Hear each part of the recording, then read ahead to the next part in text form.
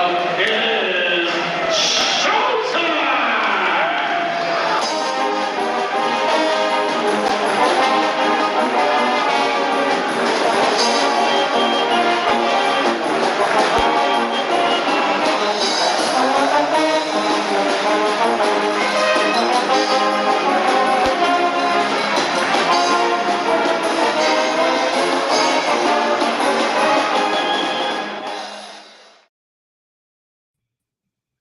Welcome into late night here for the Sports Objective here, and we have Pirate basketball overtime. Unfortunately, the Pirates lose the first game of the season for them, and that would be to the Mustangs 70-55. With us right now, we have a very special guest, Bubba Rosenbaum, don't we? Doing all right, Dave. Obviously, could have been better had we found a way to pull off the road victory. But all in all, I'm still encouraged by a lot of the things I saw tonight, and I think we're going to have an excellent season. No doubt about it. Very excited to have a guy that was actually a Pirate playing basketball during my time at East Carolina. Very excited to have with us a very special guest, right, Bubba? Absolutely. Very excited to welcome another basketball letter winner to the program, Curley Young, who played for the Pirates from 91 to 94 for head coach Eddie Payne after transferring in actually under Mike Steele and sitting out a season. Welcome in Curley Young. Good evening, guys.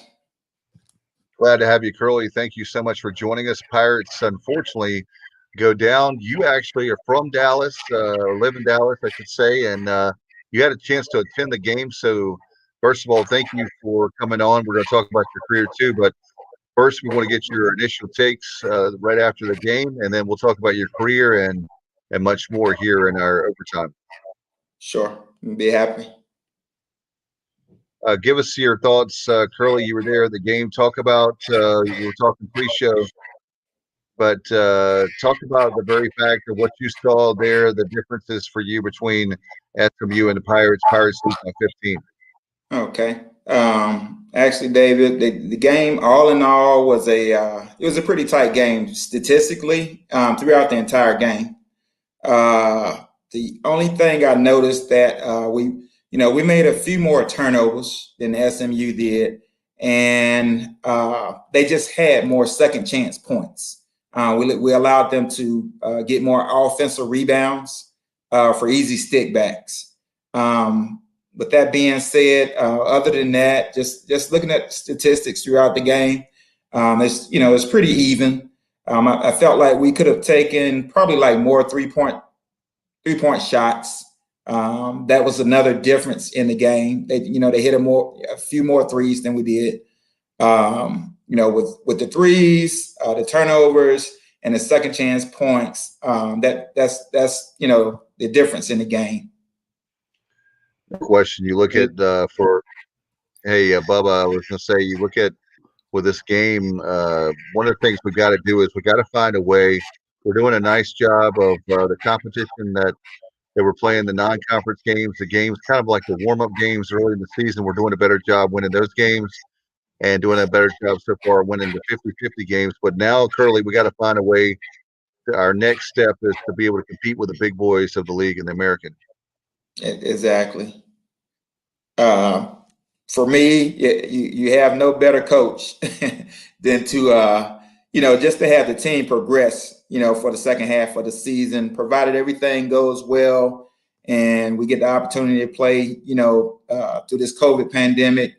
I expect Coach Joe Dooley, he was an assistant at the time, during my time playing, didn't get enough credit because, he worked with us a lot on just fundamentals and the mental part of the game, being able to finish in the end. This team tonight reminded me a lot of just where we were the season and winning that championship. We played, pretty good the first half, and then we went a stretch, without scoring points. And it was just able to put that together in the end. This team here tonight, I think, and I'm pretty optimistic that it's just going to be a few things to fine tune, and this team should be, competing in the top half of the American this year. Kind of piggybacking off of what we were discussing just a few minutes ago, guys, and you, Curley, you were talking about the second chance points. The Pirates, this was an area I was concerned with coming into tonight's game. SMU was out rebounding their opponents by, I think, 11 or 12 rebounds per game. Right. We held our own on the glass for the most part, 39-36 SMU's way, and we actually had one more offensive rebound than they did, 10-9. But to your point, Curley, the Mustangs outscored us 13-4 on second chance points and 30-20 points in the paint. Exactly. Like I said, the second chance points, I thought it was the biggest difference. From looking at the game, from what I saw, I just felt like that's just a matter of the players just taking assignment to box out, make sure we're boxing out all over the court, because that's what it was. They would take long shots, ball was bouncing long, and they would get, just getting the second chance efforts, which were layups. So if we can just eliminate that, put our bodies on everybody, I think this ECU team would do fine this year. Like I said, be at the top half of the American Conference. And Curley, there was and Bubba, there was a possession in the second half, and I wish I should have. Sometimes I need to write down notes, but sometimes I feel like when I'm writing notes, I'm distracted and not watching the game. But there was a possession that was driving me nuts, and I was yelling at the TV. But there was the reason I was yelling at the TV was that there was at least 5 or 6. We were talking about second chance. They had 5 or 6 chances to score, and they didn't score. And so I was like, man, there's things like that happen. I can't remember. Do you remember that, Bubba, the possession I'm talking about? Yeah, it looked like we were playing volleyball, and then I'm trying to remember. I think it was. I'm trying to remember if the guy JC got the put back. It was right there about the 14 or 15 minute mark in the second half, Dave. Yeah, thank you. Yeah, I was so frustrated because Curley, you being a former player, I was like, get that basketball. That's our ball. Get that ball. Yeah. And I know it's easier said than done because I have a ticket, so to speak. I'm watching the game and not playing it, but that was very frustrating for me. Yeah, it's that right there is just, for me, like I said, it's nothing to get alarmed about. I think it's a simple fix, and playing sports is always about the numbers. So the more possessions, the more opportunities you get. But like I said, in order to get that, just feel like we need to do a better job of putting bodies on everybody and eliminating those second chances for the easy shots, because some of them were dunks, and I was like, no way, we can't win a game giving up those easy shots like that. No question about it. Hey, Bubba and Curley, the thing for me that was another big thing for me was what Coach was talking about. Curley, I want to get your take, and Bubba. Okay. Bubba, I believe, if I'm right, help me remember, it was 14 turnovers tonight. I believe that's right. That's about right. Well, 14 turnovers is not bad.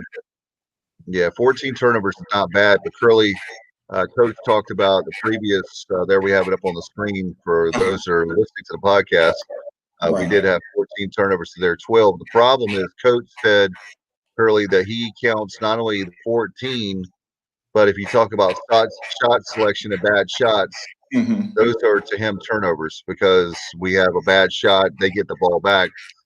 He considers that a turnover, and that was my big concern tonight is the 3-point shooting. And if you miss a shot, they're a fast break team. That's a potential easy possession for them that you just can't have when they're one of the best teams in the conference. You got to find a way to stop that. I think first half we did a better job, and it may be simply that they just they have definitely talent there, but maybe they outworked us. Not outworked us is not what I'm saying, but they just found a way to take over the game there about 15, 16-minute mark early in the second half, it seemed like, guys.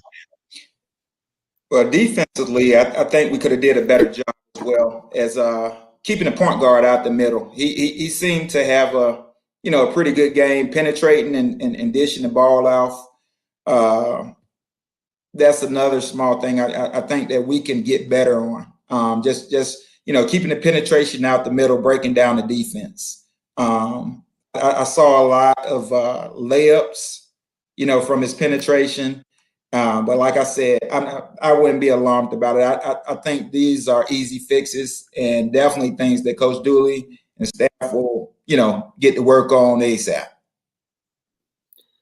And kind of, piggybacking off what you're saying, Curley, as far as the buckets and the paint in the second half, I already talked about how SMU outscored East Carolina 30-20 in the paint. In the first half, it was largely the three ball, from Davis, and then also McNeil. Those guys knocked down 5 or 6 threes and scored 24 out of SMU's 30 points. But in the second half, it was Davis letting other guys do the work. He was like you say, and like you were saying, distributing the basketball, penetrating and finding guys, and everybody got in on the action. And I tell you what, Jaguar and then also Ferron Hunt, those guys at 6'8" or 6'9", and they're very versatile. Right. Exactly. You calling it on the head. I saw the very same thing. I just think it's like I said, it's a good sign for me because I can see that the improvements that we need to make to become the team we're looking to become, they're simple fixes. And I just, continue to believe. I know Coach Dooley is going to change that. He's, it's almost like I was looking at him tonight and he was taking note on the sideline. So I if it weren't for the COVID pandemic and, all of the restrictions she had for COVID, I think I would have been very interested to get back there and just see what he had to say to the players. I had a good idea. But like I said, it's, the score, like I said, it doesn't indicate at all how close the game was statistically. And if you look at the stats, you wouldn't see a 15-point difference there because it's so close. But like you said, Dave and Bubba, you both, it was just a few 3-point shots and basically us just giving up the second chance shots, which were easy layups practically. No doubt. And Curley with the game, another thing that was frustrating for me is I'm the kind of guy that I like to attack the basket. And it seemed like in the second half, the game is more, I know, 3-point oriented now than it was back when we were at East Carolina. You were playing, but it was a different era. I understand that, and it's small ball, and there's different things that are different now. But one thing about it is when you're down and you're having trouble scoring, and you're as far as you're not making your shots like we were tonight. Then for me, I want to attack the basket because good things can happen. I'll be closer to the basket, or maybe the percentages should go up for me that I'll have a chance to make a basket. Or also, Jaden Gardner's excellent at getting contact, going to the line, making free throws. And Bubba and I know Bubba, I didn't realize it was that few, but we only had 9 attempts tonight. I thought it was in the teens, but it was only 9 attempts for free throws, and we only make Bubba, 5 of them, 5 out of 9. Yeah, we were 5 out of 9, and something else, Dave. You bringing up Jayden Gardner and talking about him attacking the basket. Jayden got off to an excellent start. He not so much attacking the basket, but knocking down 16 and 18-foot jump shots. But then SMU and the links that I've already referenced, they did an excellent job taking Jayden away. And we'll hear Coach Tim Jankovich's remarks here in a little bit, post-game, talking about Ethan Jaguar and the job he did, as well as other guys on Jayden Gardner, who came into the game averaging 20 and 8, finished with 13 and 4, and he had to earn absolutely everything that he got. We were 5 out of 14 the floor, and going pretty hard there in the second half. And he also he's only like 7 points away now from going 10th all time, right, brother? I believe he had 13. I think he was coming into tonight. He was like 19 points away from 10th place or tying. It would be, I guess, 20 points he Yeah. needed. But Jayden anyway, tonight, he needed 15 points, Dave, to pass. I want to Brock Young to move in Brock tonight. Young, yeah. So the next game he's going to be 10th all-time scorer. Curley, this kid is amazing. A lot of people thought after his freshman year he was going to transfer. If he stays healthy, like I think he will, if he stays healthy, and obviously he's still got at least year next year. Who knows? He might stay for that extra year, but he's a guy that could easily score 2,000. Don't you think? Yeah, I think he played. He played pretty well. He was attacking the basket tonight. As you stated, I hope Gardner is okay. It looked like he landed on the tailbone there, major spill there. So best of luck to him going forward. But I think, like I believe he, along with some of the other guys in the lineup, your Newsom, was it Suggs? Yeah, Brandon Suggs. Yeah, they Brandon, can give us a lift. They can give us a lift, and I just think we're a little bit off shooting that second half. But like I said, that's the consistency is something that any team has to work on going throughout the season. So we just looking to get consistent throughout the game, throughout the 40-minute game. And I like I said, I saw everything that gave me all of the excitement, going forward, that we're able to get to that level. And Curley, one of the another most thing to improved come guys. Sorry, go ahead, Dave. I was just going to make a quick point and be ready for you, Bubba.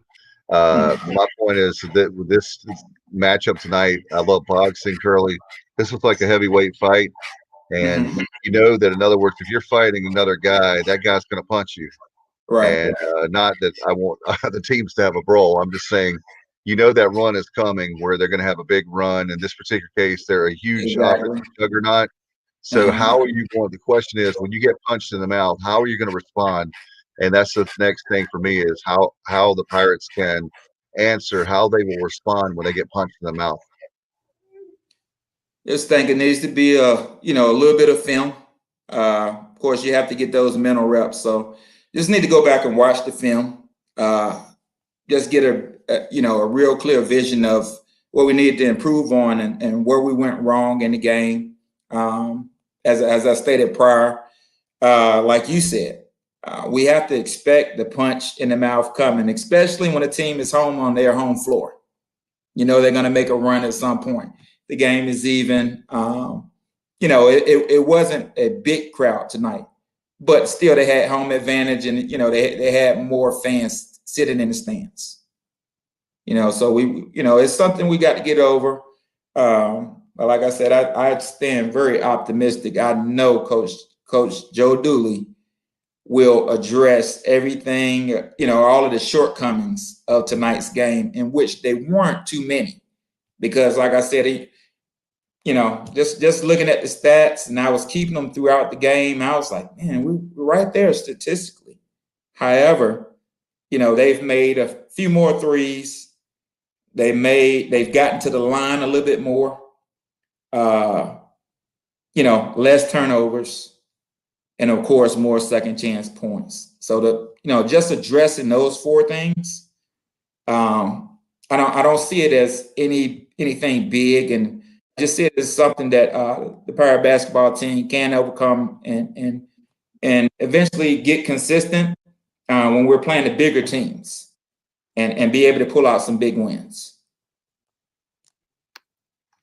And a guy that I put up the numbers from tonight's game, individual numbers here just a moment ago, Batumba Baruti, he knocked down 3 out of 4 threes, so that was an excellent sign. He continues to play well. Last year, he didn't play with a whole lot of confidence, and you saw it in glimpses, but a lot of inconsistent play from Batumba last year.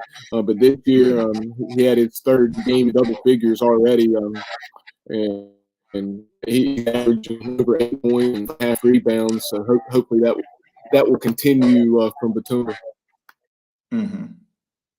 Yeah, that will be a good thing. It'll definitely be a good thing for the team. I think that, like I said, we just as a team, we're going to have to play on a more consistent level. It's great to have an individual. He's putting up good numbers, but we need everybody to come along and just be able to count on a certain level of play every night. Just sustain that certain level of play, and it's just all about the consistency. No doubt. These guys are, we've got a lot of great things going for us, starting with our head coach, the coaching staff, the support staff, with like Kyle Robinson, Derek, amazing, all those guys. But for me, what's missing for me right now is I want to get you. Bubba and I were talking about this. We have the guards, we've got the wing players, we have 1, 2, 3, and 5. It looks like for me, Curly and Bubba, we're talking about we're missing the 4. We're missing that power forward that we really desperately need right now. Right. I would say the same thing. I've been watching, and we got some pretty nice sized guys, coming off the bench. Maybe we need to give them a little bit more time, to develop game time, that is. And let's see where it takes us, because that's another thing we're definitely going to need going forward. We need strong bench play. Got to be able to have that play to just keep up the intensity. While the starters are getting a rest. All right, Curly, we want to talk. Obviously, we're very happy to have you on tonight, and want to talk a little bit about your career. First, though, Bubba, we got comments from Coach after the game from SMU, and do you want to go to that? Yeah, we heard from Coach Tim Jankovic at his post-game press conference. He was talking about the excellent defensive performance of Ethan Chagwa, and then also other Mustangs against the Pirates. Jaden Gardner, obviously one of the top players in the American, and let's go to those right now. Well, the approach was he's really good, and I think he's averaged 20 a game since he's been in the darn league, right? He's had some good games against us. Last year, we guarded him, and I think he got 20, and he got 6 offensive rebounds. He got 0 offensive rebounds. We just asked guys to take the challenge. Ethan took it. Ethan had him most of the time. I had him a little front, had him a little. You were a little bit, but Ethan did an amazing job. And look how I look at Ethan's offensive numbers.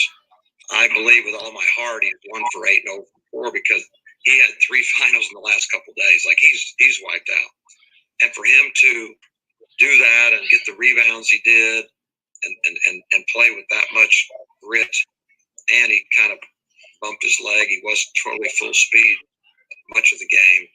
I thought that was just one heck of a gutsy performance, and I'm so happy with him right now.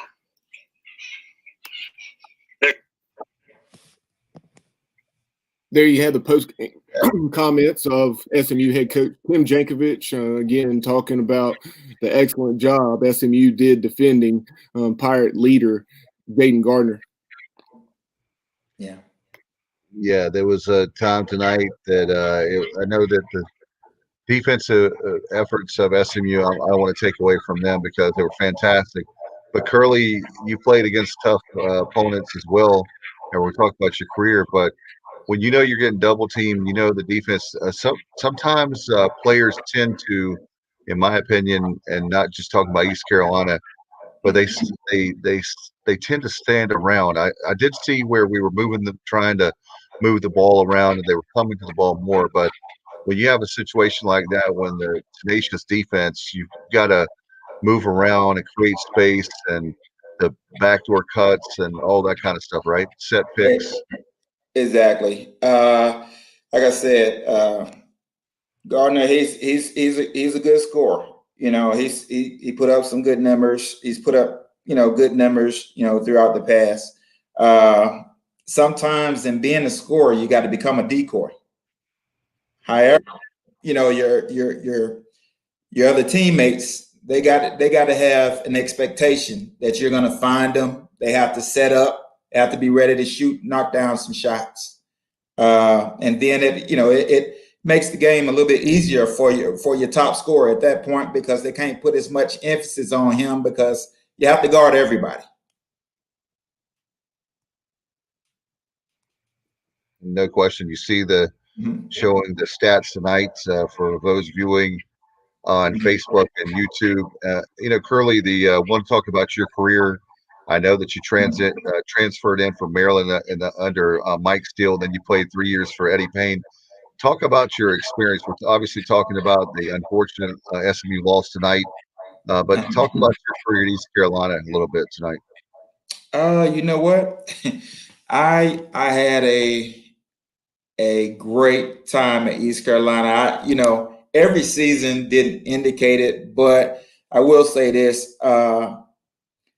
like you expressed earlier, transferring from Maryland, I had a pretty tough road because, I felt as a kid, being a little bit a young man back then, I felt I got dealt some pretty tough blows because when I went to Maryland initially, I signed under a Coach Bob Wade, the fall of my senior year in high school, but the spring he got fired. So when I went to Maryland, I ended up playing for Coach Gary Wims, in which it was his first year there from Ohio State. Didn't have too bad of a run. I, started first few games or so, but, I was young. I was 17 years old. We had quite a few stars on the team at that time. But that particular year, we ended up going on probation.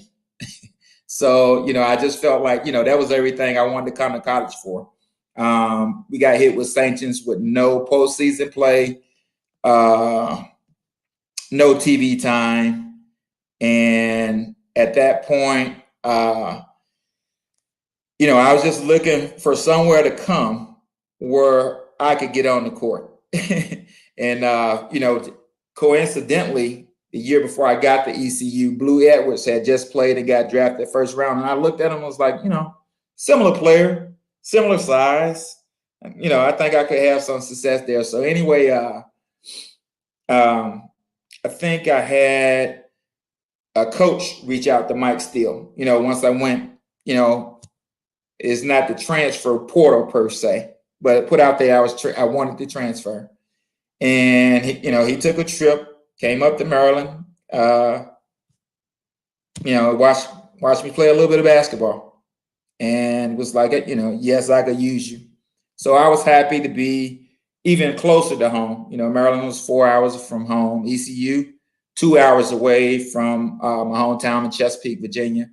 And, at the time, Coach Steele told me it would be, up-tempo basketball, which was, that was beneficial to me at the time. I had seen the team play prior, and I knew it was some pieces there. I was like, we could have a pretty good run, adding a couple pieces to the team. So got there in 90. Had to sit out that year because it was a little bit different back then. When you transfer conference, you have to sit out. So sat out, practiced with the team, and was looking forward to playing. The prior year. We had a little bad luck with injury. I think we had like 3 or 4 ACL tears that year. So, we had bigs, but, ironically, it happened to some of our bigs like Ike Copeland, a guy that, he's a tenacious rebounder. We needed him. So we had a pretty much of a struggle that first year. Playing from 91 to 92. 92 to 93, that was the great year. We went to the NCAA, but we went to the NCAA and when we got to before we got to the conference tournament, I think we went on a stretch of probably about like anywhere from I think it was like 6 to 8 games, probably like 6 or 7 games more so, where we were winning and end up giving the game away. We were winning to the last 2 or 3 minutes of the game. and ended up losing like those 6 or 7 games by like 1 to 3 points. At that time, and it's kind of similar to, what I'm seeing tonight and tonight's ECU team. We just had to learn how to play for 40 minutes. And with that being said, the coaches, we continually worked on it, and we were able to put it together and go on a very good run as far as the Colonial Conference tournament, and was able to pull it off and get the championship and go to the NCAA. Great experience that year, playing the eventual national champ in North Carolina Tar Heels. I even thought we did pretty well against them, considering the size difference that we had. And I think that year they may have had probably about like 7. Let me see. They had like 3 7-footers on the team that year. Yep. No doubt about it. The point guard might have been Derek Phelps. He's about 6'4". He was bigger than most of the guys on our team. Yeah, I remember that. I remember that game very well. But funny story. I don't know if you know this, Curly, but a friend of the show, of the podcast, and a dear friend of mine, Jeff Charles, voice of the Pirates, he tells a story about the very fact that when we were playing in the CAA and at the Richmond Coliseum there, obviously in Richmond, and he would talk about how he brought one outfit because of like one and done. We'd always lose the first round. So what happened is he just brought one outfit, and he had to go out and buy some more clothes. Well, I'm glad we had to make him upgrade his wardrobe. Definitely good memory though, man. Unforgettable, to say the least. To be seated 7th and to come out and to beat the teams we did with having beaten Old Dominion first, and then UNC Wilmington, and then eventual James Madison, which were top teams in the league. So go right ahead. I'm sorry, I thought you were finished. There was a little bit of lag. I was just going to add to that was the very fact that James Madison was by far I would say, probably, wouldn't you say, the best team in the league, and you have Lecter Giselle, who was there at Maryland before you got there, who Exactly. And so he comes to James Madison, one of the legendary coaches in the history of college basketball, and does a fine job there in Harrisburg. Yes. Like I said, that was an interesting year. We actually played them pretty close throughout the year. The teams that I just named, as far as having to go through defeat to win a championship. But like as you stated, James Madison was, they had great personnel from top to bottom that year, and of course they have somewhat of, in my opinion, a fan coach.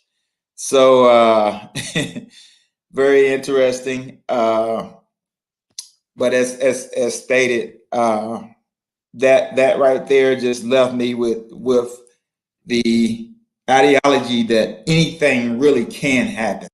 You know what I mean? Going forward, if a team decides to just buckle down and collectively make every effort to get that chemistry and be on the same page.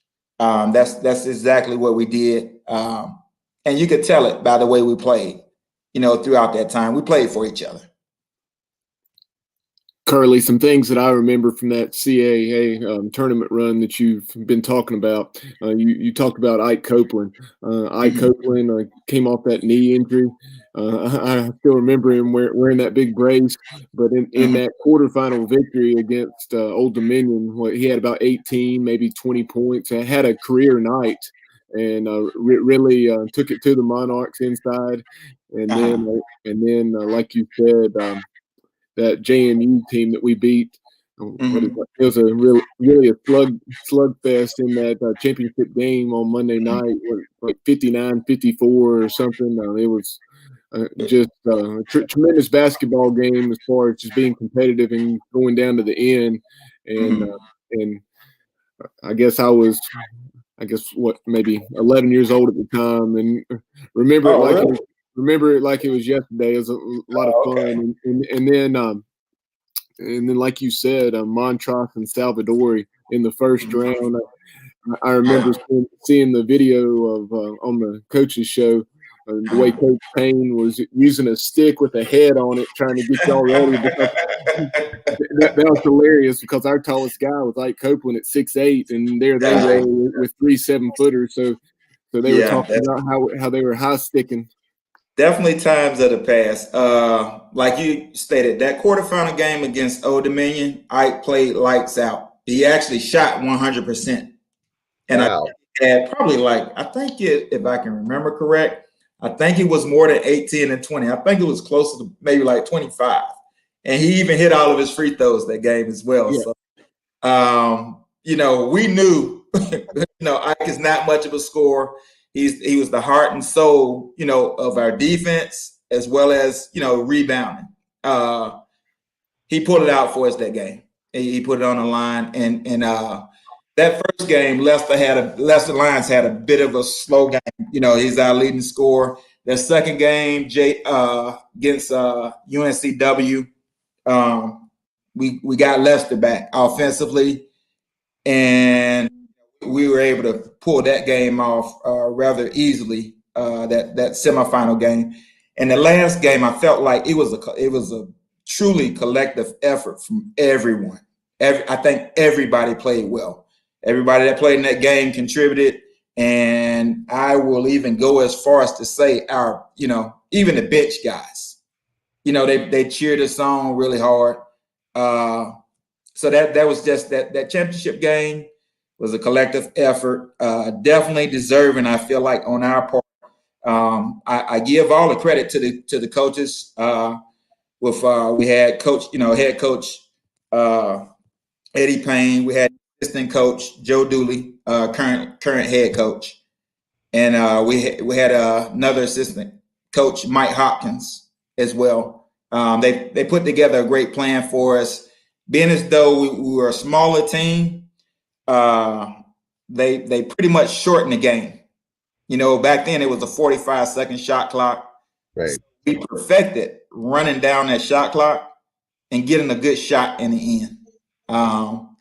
Did it pretty well. And like I said, even the Carolina game, it was some stretches where the lead may have gotten a little bit big, but I was pretty, not that I'm going to take a moral victory, but I was pretty proud of our team that day, just for, it was only a 10-point lead at halftime. Right. And we succumbed by 16 points at the end. And Leicester had a very good game that game. He played out. He really pretty did. high. So we if we didn't do anything else that game, the NCAA, we got the experience, and I think we got a little bit of respect. No doubt. And with that game, I tell the story, but I didn't think I'd be able to go to that game, but I was one of the 50 students that won the lottery. Oh, wow. 50 students to go, and I was one of the 50. And sitting behind the basket there at one end of the Coliseum at Lawrence Joel, close to where Bubba lives, a little bit where I am. I'm in Eastern North Carolina, north of Greenville, but I'll never forget that game. And one of the things that drove me nuts in that game is it seemed like we would get down, Curly, to 9 points, cut it to 9, and we never could get beyond that, where we couldn't cut. And then late in the game is when we started fouling, and then the score went in the opposite direction, trying to get back in the game. But exactly, that's where those 7-footers came in at the fouling at the end. They started to take advantage of the size. They posted us up quite a bit, and it's kind of hard to defend that when, like I said, Ike was our tallest guy at 6'8", and he was the one who played. So we had him. Everybody else, gave up a few more inches. So, we did the best we can. But like I said, I would never take that back because our guys played so hard that game, and they came to play. But Curley, moving on from that game, going into that 93-94 season, which was your senior year, Yes. we went 15-12 that year, and that was the first of 4 consecutive winning seasons in a stretch. 2 years under Eddie Payne before he moved on to Oregon State, and then in the first 2 years of Joe Dooley's first stint as Pirate head coach, where we won an average of 17 games in those 4 years, which is our best stretch in our modern era. Exactly. Well, like I expressed, I enjoyed playing under the coaches that we had. That's from the perspective of really teaching the game of basketball. They did a lot of teaching, a lot of film sessions. And I was proud of being in that era where, it was winning ECU basketball. And it was, it built on from that year of getting to the NCAA. And, it's as far as Pirate basketball, it's something to be proud of, just within that era. No question about it, Curley. As far as the current Pirate team, where do you see this team? It seems like we're so close to breaking it wide open. I know that you, me, and Bubba that are doing the show tonight, Kyle is the same way too. We're very optimistic, and it looks like we're so close to really breaking it open. And we're finished. We're predicted to finish ninth. I really believe we're a middle of the pack team. Is where we'll end up. I'm being honest, and I'm being like our name of the show says. I'm being objective. I really think we're going to finish sixth. That's where I have a Pirate. Right. As stated prior, I'm very optimistic along with you guys. From what I saw, I mean, what are we? We're 5-1 now, right? Yes, sir. 5-1. Yes, sir. 5-1. Okay. Yeah. So we haven't started off bad. You know what I mean? If we can, it's all the things that go along with winning. If we can protect our home court, if we can, get a certain amount of games on the road, and it all goes back to consistency. We got to have, some of the players come up, score a few more points. I would like to see us personally take more threes numerically to be in a game with a team who shoots a bunch of threes. You have to take your fair wear percentage as well. And like I said, just buckle down with giving up the second shots, a little bit more boxing out. I can imagine that drill going on at the next practices. And no question, Curley. We'll he'll take care of that one. We got a stretch coming up. The next 5 games, winnable games. You have James Madison and Tulane at home. The next 2, in fact, I'll talk about that in a second. But then you have at Wichita, at Tulane, and USF. If we're going to have any kind of season like I think we're going to have, these every game is crucial. I know Coach will be killing me. Well, right now the only game he cares about is Saturday 1 o'clock at Williams Arena, Minges Coliseum, against James Madison on ESPNU Plus. But for me personally, the next handful of games are really important for this team this season. Exactly. I'll tell you like this: as a player, every game is important. So, but the ones that we're supposed to win, we definitely have to pull those out. No doubt about it. Very excited to have you on tonight. What an honor to have you on. Curley is, I tell people all the time, I thought as a I was 19 at the time. I thought that I would be sooner rather than way later that we'd be back in the big dance. I think it'll be soon now when we get our chance to dance again in the NCAA tournament. And I hope that you'll be there with me and we'll be smiling really big and eventually we'll be able to high five again after COVID. That's the goal. That's definitely the goal. I would love to see that myself. Like I said, big ECU fan. Hey, I'm a spokesperson out here for you in the Dallas area. I came in tonight, just coming into the game, and I saw a woman. She had on an ECU coat. She was like, "Hey, didn't expect to see too many people here in purple and gold." I was like, "Hey, I'm here." No doubt about it. I would love it. They have, I know I've been watching the news networks, and they were talking about possibly holding the NCAA here in San Antonio in the bubble. I will be there if, like I said, I am hoping that we can just elaborate on everything just take it to another level, and just be that good team I know we can be. I think we have the pieces to do it. Guys just got to step up a little bit, and this is all a part of the nature of the game. No question, Bubba. I know before we go, we have some results from the American around the league real fast, and then we'll get out it. We'll say good night. Yeah, Dave, like you mentioned, after Saturday's game with JMU, our next three opponents, or next three games, I should say, two opponents, a couple games against Tulane with a date against Wichita State out in Wichita, mixed in between. But some results last night, Wichita State took down Tulsa at Tulsa 69-65. And then tonight, you had South Florida upsetting Cincinnati 74-71.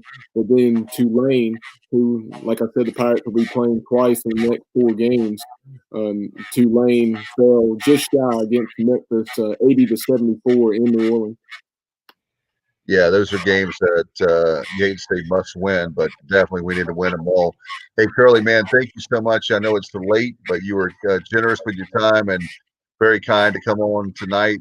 Disappointed with the result on the court, but we're very happy to have you on, and I hope that you'll come back on and you won't be a stranger with us. Oh, not at all. I enjoyed myself. Definitely to be a part of anything to deal with the ECU Pirates. Like I said, don't want to be a stranger to the program. I actually want to be a part of the program, along with my fellow teammates from that same team. We often talk just on text threads all the time about this team, where we think is headed. And, everybody's pretty much optimistic about it. I just put out there, if you guys ever want me on, need me, I'm here for you. Absolutely. We look forward to having you back on later in the season, Curley. And as we're letting you go, congratulations to one of the newest homeowners there in Dallas. Exactly. You know what? It's been a run, but I'm so thankful to God for it. My family and I, we love the area, and like I said, look forward to possibly you guys even coming this way sometime. Once this COVID thing clears up, hey, I'm up here. You got an ECU Pirate alumni up here just waiting to take care of you. Well, not only you, but also we have Neil Punt as well that played and under Coach Dooley, and the first, we call it Joe Dooley 1.0, I guess. But yeah, Neil's a great guy. I don't know if you know Neil, but certainly we love him too. And both of you guys are in that area. Okay, yeah, I haven't met him personally, but I have heard of him. All right, well, Curley, thanks, man. We appreciate it so much, and look forward to having you on again. Hopefully we can have a whole bunch of games to talk about, and games, and we'll definitely have you back on, my friend. No problem. Thank you, Dave, and thank you again, Bubba. Absolutely. Thanks, Curley. No doubt about it. Curley, thank you so much. What a great guy. Bubba, love our Pirates. He's a perfect example of why we pull so hard while we have that purple and gold, the Pirate pride. And thanks to you once again, my friend, behind the scenes, having a great guy like him. And we'll definitely we'll have post-game comments after Saturday's game. The game is 1:00. Thank you, Bubba, for putting that up on the screen. For those listening, it's on ESPN Plus, and of course, our good friends Jeff Charles and Cy Seymour will have the call on Learfield IMG College, Pirate Sports Radio Network, and that airtime will be 12:30, and that'll be on 107.9 WNCT, the flagship station of the Pirates. All right, Bubba, appreciate you, buddy. Thank you, Curley.